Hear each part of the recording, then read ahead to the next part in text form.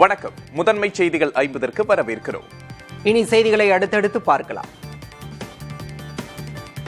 India Pakistan எல்லைப் பகுதியில் பதற்றமான சூழல் நிலவி வரும் நிலையில் பிரதமர் நரேந்திர மோடியை இந்திய விமானப்படை தலைமை தளபதி AP சிங் சந்தித்து பேசியுள்ளார். டெல்லியில் பிரதமர் இல்லத்தில் நடைபெற்ற இந்த சந்திப்பில் பேசப்பட்டது குறித்த தகவல் எதுவும் வெளியிடப்படவில்லை.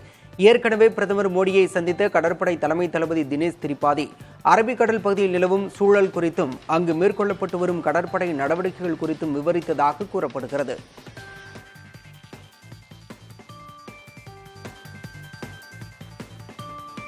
பகல்காம் தாக்குதலுக்காக மக்கள் விரும்பும் உரிய பதிலடி பிரதமர் மோடி ஆட்சியில் வழங்கப்படும் என்று பாதுகாப்புத்துறை அமைச்சர் ராஜ்நாத் சிங் உறுதியளித்துள்ளார்.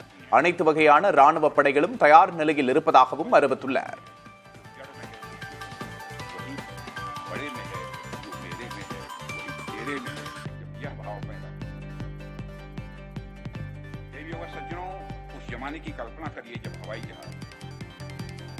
அமெரிக்காவுக்கு வெளியே தயாரிக்கப்படும் திரைப்படங்களுக்கு 100% வரி விதிக்கப்படும் என அந்நாட்டு அதிபர் டொனால்டு டிரம்ப் அறிவித்துள்ளார். ஹாலிவுட் திரையுலகம் அழியும் நிலையில் இருப்பதால் இந்த நடவடிக்கை எடுக்கப்பட்டிருப்பதாகவும் அவர் விளக்கம் அளித்துள்ளார்.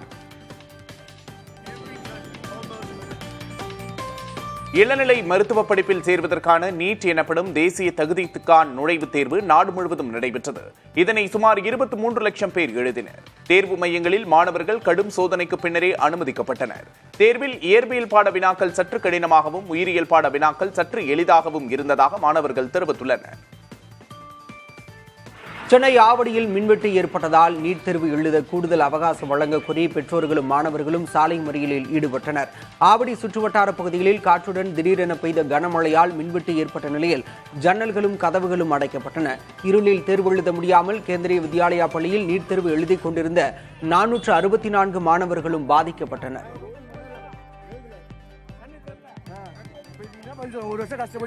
வேலூரில் நீட் தேர்வு மையத்தில் அடிப்படை வசதிகள் இல்லை என்று பெற்றோர் தரப்பில் புகார் எழுந்த நிலையில் நீட் தேர்வை நடத்துவோர் மற்றும் பொறுப்பாளர்கள் கேட்டதை மாவட்ட நிர்வாகம் செய்து கொடுத்துள்ளதாக ஆட்சியர் விளக்கம் அளித்துள்ளார்.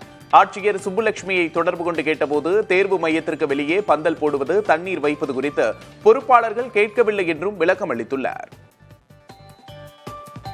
நீட் தேர்வு அச்சத்தால் மேல்மருவத்தூரைச் சேர்ந்த கயல்விழி என்ற மாணவி தன் இன்னுயிரை மாய்த்து கொண்ட செய்தி அதிர்ச்சியளிப்பதாக கூறியுள்ள எதிர்க்கட்சித் தலைவர் எடப்பாடி பழனிசாமி நீட் தேர்வு விவகாரத்தில் திமுக தேர்தல் அரசியல் செய்ததாக கடுமையாக விமர்சித்துள்ளார். இது தொடர்பாக எக்ஸ் தளத்தில் பதிவிட்டுள்ள அவர், ரகசியம் இருக்கிறது, ஆட்சிக்கு வந்ததும் பாருங்கள் என பேசியதெல்லாம் எங்கே போனது என வினவியுள்ளார். மத்திய அரசின் அதிகார அமைப்புகளுக்கு பயந்து பாஜகவுடன் சேர்ந்த அமலாக்கத்துறை கூட்டணிதான் அதிமுக என்று திமுக அமைப்பு செயலாளர் RS பாரதி விமர்சித்துள்ளார். நீட் தேர்வுக்கு அனுமதி, ஒரே நாடு ஒரே தேர்தல் திட்டத்திற்கு ஆதரவு என மத்திய அரசுக்கு துணையாக நின்ற விஷயங்கள் எல்லாம் அதிமுக வரலாற்றின் கருப்பு பக்கங்கள் என்று RS பாரதி அறிக்கையில் விமர்சித்துள்ளார். சென்னை மற்றும் புறநகர் பகுதிகளில் பலத்த காற்றுடன் மழை பெய்தது. ஈக்காட்டுத்தாங்கல், வடபழனி, கோயம்பேடு உள்ளிட்ட பகுதிகளில் மழை பெய்தது. புறநகர் பகுதிகளான அம்பத்தூர் மற்றும் சுற்றுவட்டார பகுதிகளில் புழுதி காற்றுடன் கனமழை பெய்தது. குறிப்பாக ஆவடியில் பெய்த கனமழையால் சாலைகளில் குளம்போல் மழைநீர் தேங்கியது. இதனால் வாகன ஓட்டிகள் அவதிக்கு ஆளாகினர்.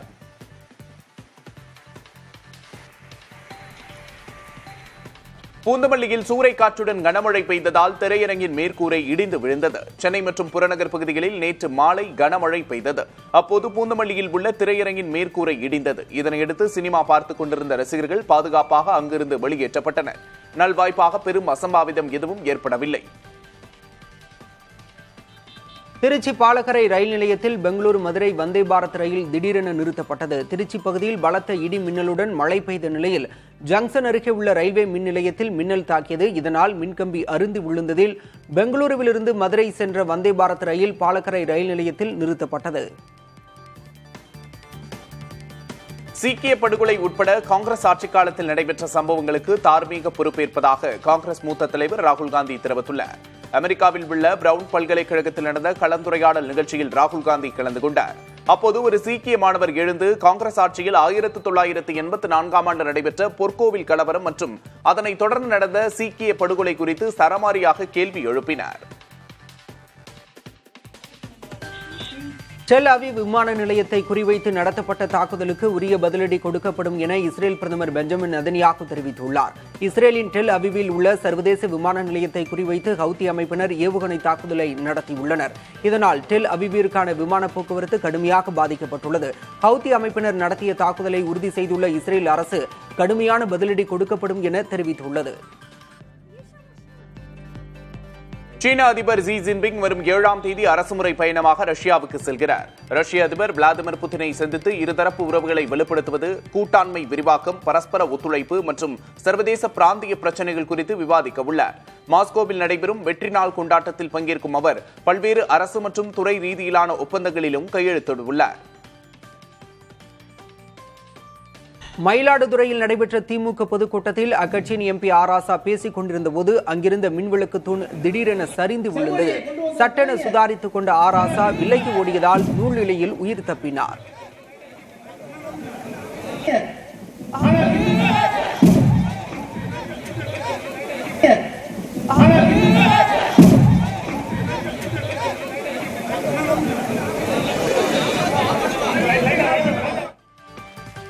சென்னையில் கட்டுமான பணியின் போது விதிமீறலில் ஈடுபட்டால் 10,000 ரூபாய் முதல் 5 லட்சம் ரூபாய் வரை அபராதம் விதிக்கப்படும் என்று மாநகராட்சி எச்சரித்துள்ளது. சென்னை மாநகராட்சியின் சார்பில் தூய்மையான மற்றும் பாதுகாப்பான கட்டுமானம் குறித்த வழிகாட்டு நெறிமுறைகள் வெளியிடப்பட்டுள்ளன. அதில் 1 ஏக்கர் வரை பரப்பளவு கொண்ட புதிய கட்டுமானம் மற்றும் கட்டிட இடிபாடுகளை மேற்கொள்ளும் போது 6 மீட்டர் உயரமுள்ள உலோக தடுப்புகளை வைக்க அறிவுறுத்தப்பட்டுள்ளது. திட்டக்குடி அருகே மூதாட்டியின் 117வது வயதை கிராம மக்கள் விழாவாக கொண்டாடினர். கடலூர் மாவட்டம் திட்டக்குடி அருகே உள்ள கூடலூர் கிராமத்தைச் சேர்ந்த மூதாட்டி அன்னபூர்ணி அம்மாள் நேற்று 117வது பிறந்த நாளை கொண்டாடினார். பூர்ணாபிஷேக விழாவாக இதனை கொண்டாடிய உறவினர்கள் மற்றும் கிராம மக்கள் மூதாட்டியிடம் ஆசி பெற்றுக் கொண்டனர்.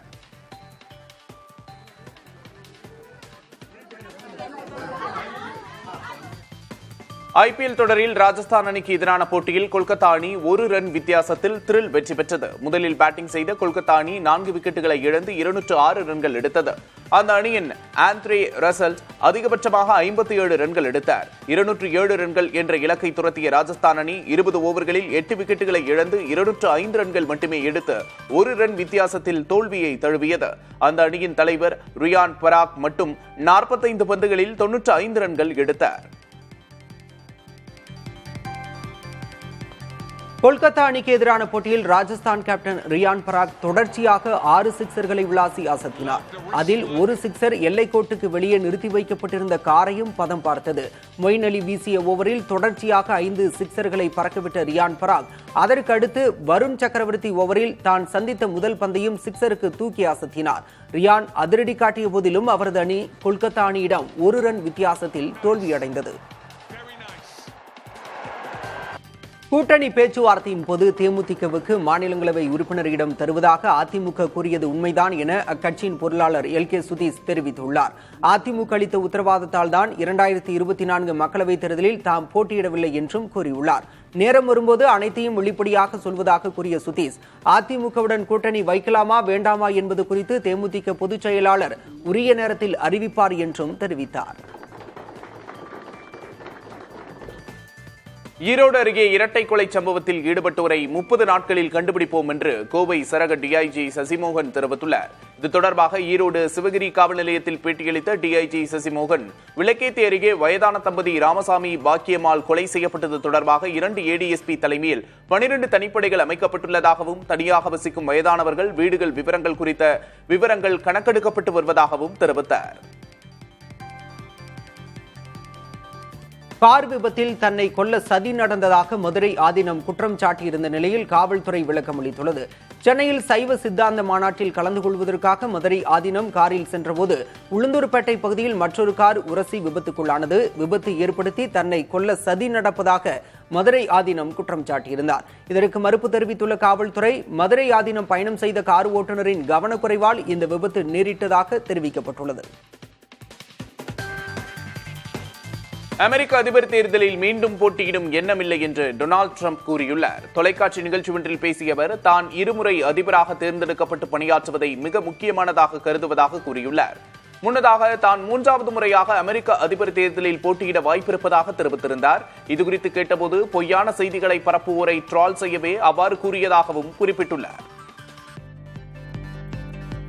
அடுத்த போப்பை தேர்வு செய்வதற்கான கூட்டம் சில நாட்களில் நடைபெறவுள்ள நிலையில் அதற்கான பாதுகாப்பு ஏற்பாடுகள் முழுவீச்சில் நடைபெற்று வருகின்றன. புதிய போப்பை தேர்வு செய்வதற்கான ரகசிய ஆலோசனைக் கூட்டம் வரும் 7ஆம் தேதி நடைபெறவுள்ளது.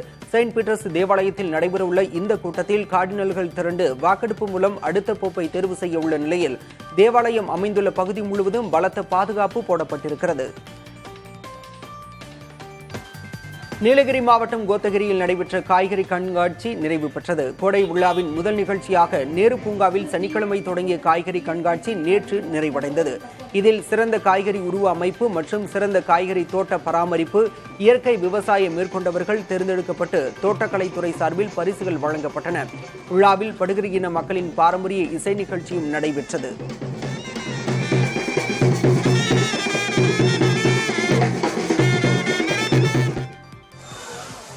கோடை விடுமுறையை கொண்டாட குமரி மாவட்டத்தின் முக்கிய சுற்றுலா தலமான திருப்பரப்பு அருவியில் சுற்றுலா பயணிகள் குவிந்தனர். காலை முதலே ஏராளமானோர் அருவியில் உற்சாகமாக குளித்து மகிழ்ந்தனர். மேலும் அருவியின் மேல் பகுதியில் உள்ள படகு தளத்திற்கு சென்று கோதையாற்றில் படகு சவாரி செய்தும் மகிழ்ந்தனர்.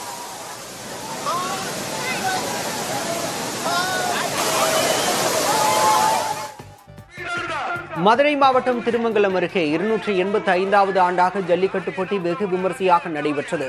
கரடிக்கல் கிராமத்தில் சுந்தரராஜ பெருமாள் கோயில் திருவிழாவை முன்னிட்டு நடைபெற்ற ஜல்லிக்கட்டில் 950 காளைகளும் 450 மாடுபிடி வீரர்களும் களமிறங்கினர். வெற்றி பெற்ற காளைகளுக்கும் வீரர்களுக்கும் கட்டில், சைக்கிள், மேசை, 1000க்கும் மேற்பட்ட பொருட்கள் ஆகியவை பரிசாக வழங்கப்பட்டன.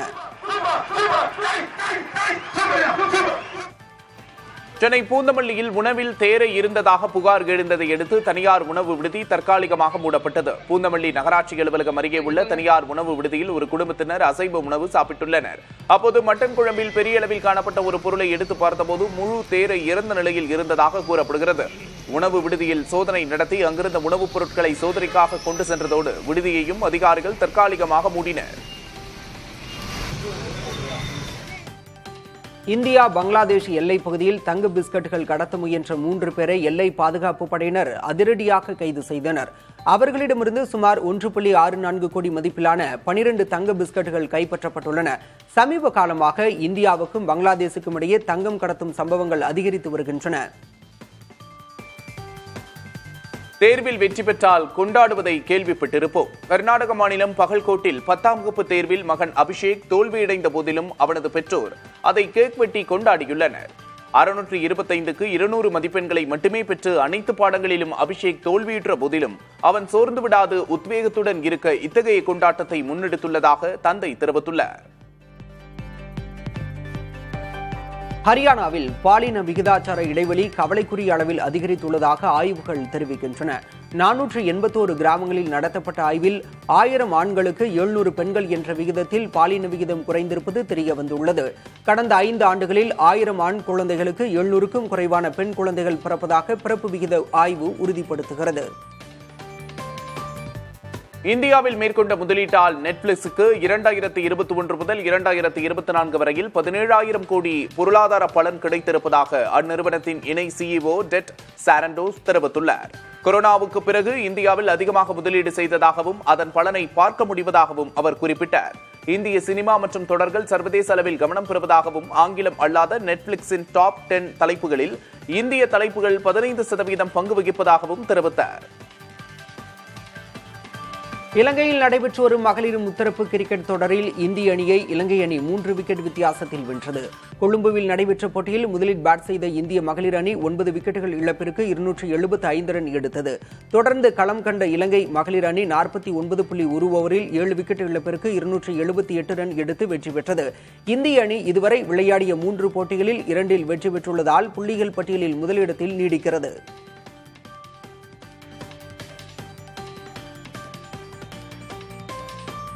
பஞ்சாப் கிங்ஸ் அணியில் ஆஸ்திரேலியாவின் ஆல்ரவுண்டர் மிச்சல் ஓவன் இணைந்துள்ளார். இவர் மேக்ஸ்வெல்லுக்கு மாற்றாக அணியில் சேர்க்கப்பட்டுள்ளதாக பஞ்சாப் கிங்ஸ் அணி அதிகாரப்பூர்வமாக அறிவித்துள்ளது. நடப்பு IPL-இல் குறிப்பிடத்தக்க அளவுக்கு சிறப்பான ஆட்டத்தை வெளிப்படுத்தியதாக கிளைன் மேக்ஸ்வெல் விரலில் எலும்பு முறிவு காரணமாக தொடரிலிருந்து முழுமையாக விலகினார்.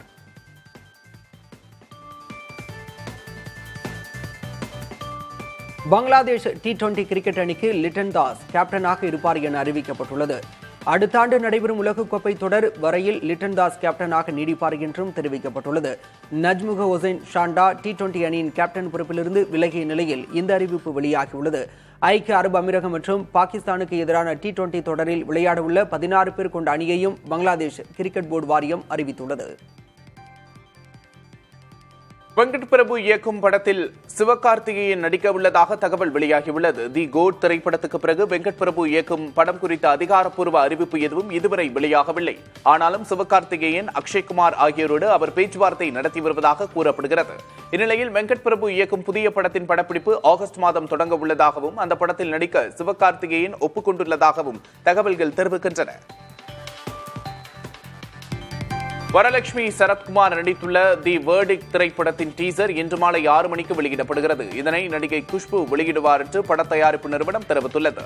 முழுக்க அமெரிக்காவில் படமாக்கப்பட்டுள்ள இந்த திரைப்படம் பார்வையாளர்களுக்கு புதிய அனுபவத்தை கொடுக்கும் என்று படத்தின் இயக்குநர் கிருஷ்ணா சங்கர் தெரிவித்துள்ளார். இம்மாதம் 30ஆம் தேதி திரைப்படம் திரையரங்குகளில் வெளியாகும் என்று அறிவிக்கப்பட்டுள்ளது. தெலுங்கு திரையுலகின் முன்னணி நடிகர்களில் ஒருவரான நாகார்ஜுனாவின் 100வது திரைப்படத்தை நித்தம் ஒரு வானம் படத்தின் இயக்குநர் ரா கார்த்திக் இயக்க உள்ளதாக தகவல் வெளியாகியுள்ளது. தமிழிலும் அதிக ரசிகர்களை கொண்டுள்ள நாகார்ஜுனா தற்போது தனுஷின் குபேரா மற்றும் ரஜினிகாந்தின் கூலி உள்ளிட்ட தமிழ் படங்களில் நடித்து வருகிறார். இதனையடுத்து அவர் நடிக்க உள்ள படத்தை ரா கார்த்திக் இயக்க உள்ளதாக கூறப்படுகிறது. இது நாகார்ஜுனாவின் 100வது படம் என்பதால் ரசிகர்கள் மத்தியில் எதிர்பார்ப்பு அதிகரித்துள்ளது. நடிகர் யோகி பாபு கிரிக்கெட்டை மையமாக கொண்ட ஒரு படத்தில் நடிக்க இருப்பதாக தகவல் வெளியாகியுள்ளது. உண்மை சம்பவத்தை அடிப்படையாக கொண்ட இந்த படத்தை பொம்மை நாயகி திரைப்படத்தை இயக்கிய ஷான் இயக்கவுள்ளார். படத்திற்கான முன் தயாரிப்பு பணிகள் முடிவடைந்துள்ள நிலையில் படப்பிடிப்பு விரைவில் தொடங்கும் என்று எதிர்பார்க்கப்படுகிறது. சூர்யா 45வது படத்தில் எடுக்கப்பட்ட புகைப்படத்தை வெளியிட்டு நடிகை த்ரிஷாவுக்கு இயக்குநர் RJ பாலாஜி பிறந்தநாள் வாழ்த்துக்களை கூறியுள்ளார். RJ பாலாஜியும் த்ரிஷாவும் இருக்கும் அந்த புகைப்படத்தை பலரும் இணையத்தில் பகிர்ந்து வருகின்றனர். கோவையை கதைக்களமாக கொண்டு எடுக்கப்பட்டு வரும் இந்த திரைப்படத்தில் லப்பர் பந்து, ஸ்வாசிகா, யோகி பாபு, மலையாள நடிகர் இந்திரன் உள்ளிட்ட பலரும் நடித்துள்ளனர்.